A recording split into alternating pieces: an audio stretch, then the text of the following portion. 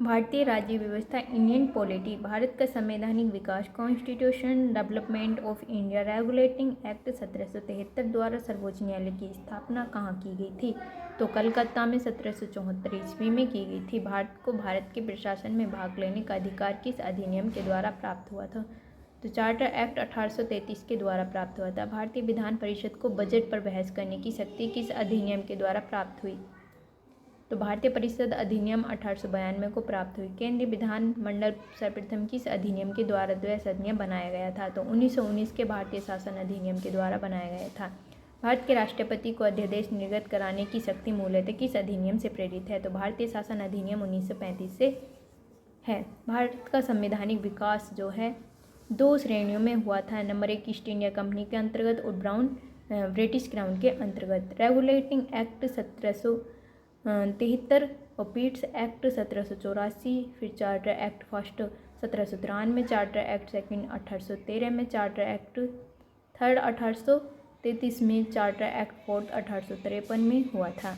फिर से British crown के अंतर्गत जो आते हैं भारतीय शासन अधिनियम 1858, भारतीय परिषद अधिनियम 1861, भारतीय परिषद अधिनियम 1892, भारतीय परिषद अधिनियम 1909, भारतीय शासन अधिनियम 1919, भारतीय शासन अधिनियम 1935 और भारतीय स्वतंत्रता अधिनियम 1947 के अंतर्गत थे। केंद्र में द्वैध शासन प्रणाली व्यवस्था किस अधिनियम के द्वारा लागू की गई थी? तो भारतीय शासन अधिनियम 1935 के द्वारा लागू की गई थी। ब्रिटिश भारत में किस अधिनियम में संघीय शासन का प्रावधान था? तो भारतीय शासन अधिनियम 1935 का प्रावधान था। भारतीय शासन अधिनियम 1919 की समीक्षा करने के लिए वर्ष 1927 में साइमन कमीशन का गठन किया गया था।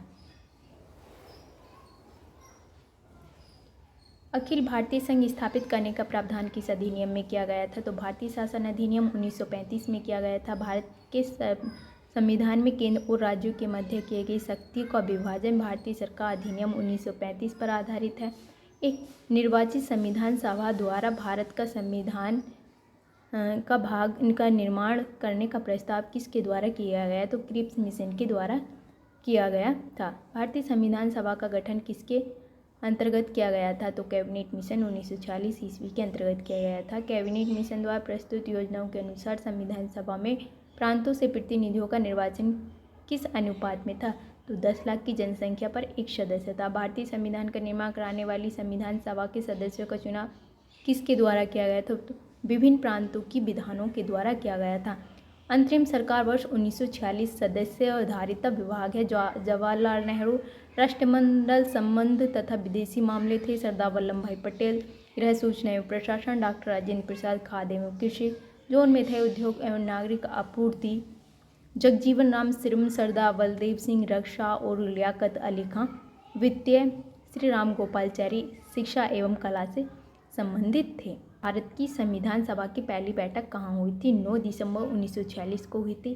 भारतीय संविधान का प्रथम प्रारूप first draft sir VN. Rao द्वारा तैयार किया गया था। संविधान सभा का स्थायी अध्यक्ष परमानेंट चेयरमैन किसे चुना गया था? तो डॉक्टर राजेंद्र प्रसाद को। संविधान सभा में पंडित नेहरू द्वारा उद्देश्य प्रस्ताव कब प्रस्तुत किया गया था? 13 दिसंबर 1946 को किया गया था। नेहरू द्वारा प्रस्तुत उद्देश्य का प्रस्ताव संविधान सभा में कब स्वीकृत हुआ था? 22 जनवरी 1947 को। भारतीय संविधान के निर्माण काल में संविधान सभा के कुल कितने अधिवेशन हुए? तो 12 हुए। भारतीय संविधान के निर्माण में संविधान सभा को कितना समय लगा?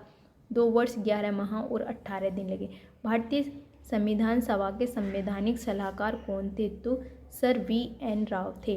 भारत की संविधान सभा ने वर्तमान रूप में राष्ट्रध्वज को कब अपनाया?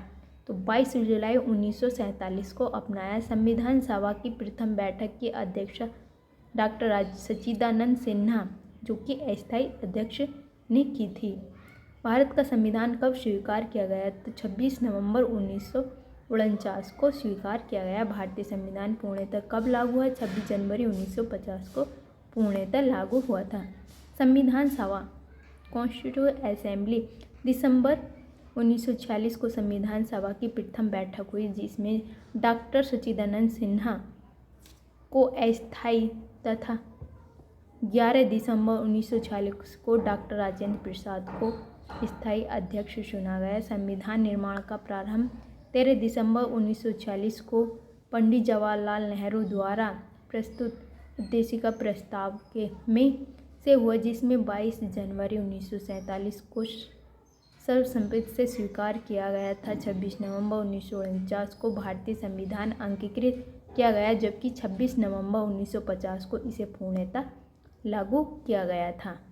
भारत का संविधान मूलतः 2 भाषाएं अंग्रेजी हिंदी में लिखा गया है और सभी सदस्यों ने इन पर प्रतियों पर हस्ताक्षर किए। नवंबर 1949 को भारतीय संविधान किसके द्वारा अधिनियम किया गया था? तो संविधान सभा के द्वारा। जन गण मन को भारत के राष्ट्रगान के रूप में कब अपनाया गया? 26 जनवरी 1950 में अपनाया गया था। भारत सरकार द्वारा अशोक स्तंभ को राष्ट्रीय चिन्ह के रूप में कब अंगीकृत किया गया? तो 26 नवंबर 1950 को किया। संविधान सभा की सलाहकार समिति के अध्यक्ष सरदार वल्लभ भाई पटेल थे।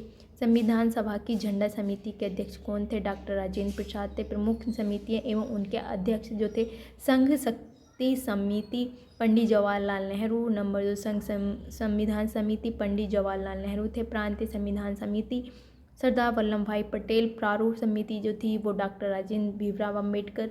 मौलिक अधिकार से संबंधित थे सरदार वल्लभ भाई पटेल। अल्पसंख्यक एवं संबंधी परामर्श समिति से सरदार वल्लभ भाई पटेल थे। प्रक्रिया नियम समिति डॉक्टर राजेंद्र प्रसाद। राज्यों के लिए समिति पंडित जवाहरलाल नेहरू। संचालन समिति डॉक्टर राजेंद्र प्रसाद।